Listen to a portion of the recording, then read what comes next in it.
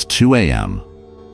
You're staring at the ceiling, replaying the moment she said, "I just don't feel that way about you." At first, her words didn't register. They just hung in the air like smoke after a fire, weightless but suffocating. You nodded, maybe even smiled, trying to hold your dignity together like a crumbling dam. Your chest feels hollow, like something was scooped out of you and taken away. Your stomach churns. There's a physical ache, as if your heart and your gut are conspiring against you, twisting in rhythm with every replay of her voice in your head. "I just don't feel that way about you." A few weeks later, with your heart still bruised, but your pride stitched together just enough to stand upright, you find yourself at a party. Low lighting, music humming through the walls, laughter spilling from corners. And then you see her, a girl with kind eyes and an easy smile, someone new, a maybe, a second chance. You swallow the lump in your throat, wipe your sweaty palms on your jeans, and walk over. You say hi, you ask her name. You try to be calm, but your voice trembles just enough to betray you. And she's polite, she listens. But you see it, that subtle shift in her posture, that quick glance past you, the tightening of her smile. Then she says it. "Sorry, I'm not really interested." And she turns back to her friend like you were never even there. It hits harder than it should. Not because you thought she was the one, but because for a second you believed you could be someone worth wanting. You walk away trying to act unfazed, like you just had a normal conversation. But inside something is unraveling. You feel that dull pressure in your chest again. You want to scream, but silence feels safer. So instead, you go back to your bed and just lie there. Lie there for hours, drenched in a quiet, aching loneliness. You start to question everything. Was I not attractive enough? Did I misread everything? Am I not enough? Most people run from this moment. They drink, distract, rebound, and pretend it didn't matter. But somewhere deep inside, something knows. The rejection burned not because it came from them, but because it echoed something you already feared was true about yourself. And that's where the gold is buried. Carl Jung called it the shadow, the part of yourself you repress, deny, and disown. This video is for those who have courage, for those tired of pointing the finger outward and ready to begin the most difficult and liberating journey, the confrontation with their own soul. You must face your deepest fears, the shame you've buried, and the rejection that still haunts you. These wounds don't vanish, they wait. But if you face them, you earn something priceless. The shadow that sabotages you can and must be integrated. Either you face what's hidden or be consumed by it. If this content is making sense to you, click the subscribe button and subscribe to the channel. Thank you for your support.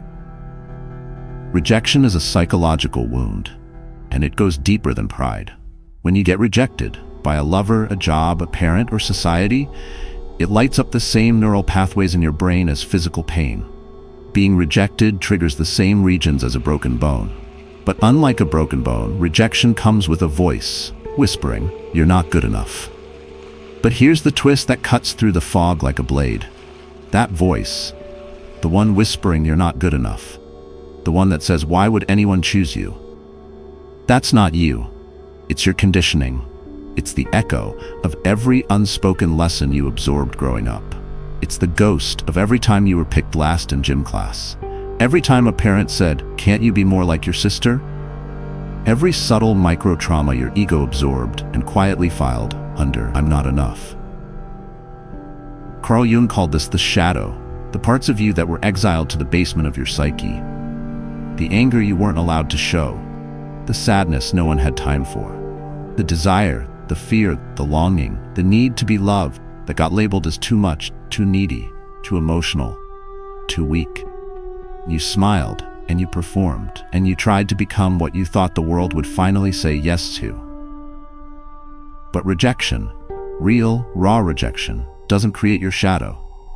It reveals it. In that moment, when she looks at you and says, "I'm not interested," you're not just reacting to her.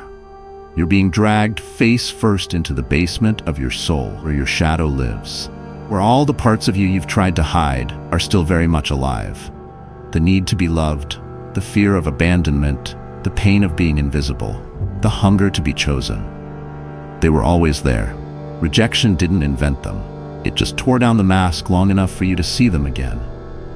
When someone turns you down, it drags your shadow into the spotlight. Suddenly, all your self-doubts come alive. You become 5-year-old again, desperate to be seen, chosen, and loved. But here's where the alchemy begins, because once the shadow is exposed, it can be integrated.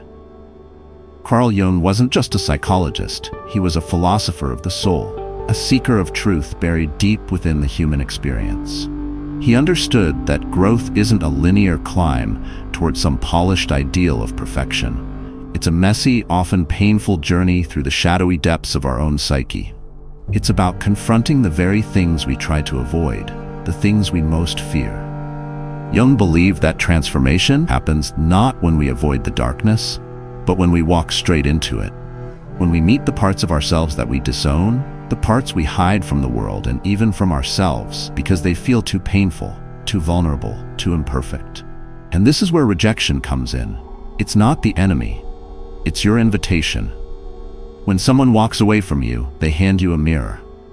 In that mirror is your work, your unloved self, your wounds, your unmet needs, but also your raw power. This is the moment where most people break. But if you're willing to stay in that pain, to look at what it's showing you, something interesting happens. Because rejection isn't the end, it's an initiation. It's life's way of saying, you thought you were whole, but here's where you've been fractured.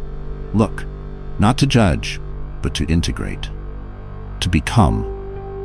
They didn't reject you. They rejected the version of you that you crafted to be palatable, to be liked. And that's the tragedy of the persona. It keeps you accepted, but never truly known. See, when people walk away, they often do so not because they saw too much of you, but because they never saw enough. And if you've been living inside that mask long enough, rejection doesn't just hurt, it shatters the illusion. But this is where Jung's path begins. Individuation means stepping out of the costume, standing naked in your truth and saying, this is who I am, even if it costs me acceptance, even if it costs me everything I thought I needed. Because until you do that, you're not being loved, just tolerated. And you weren't born to be tolerated. You were born to become.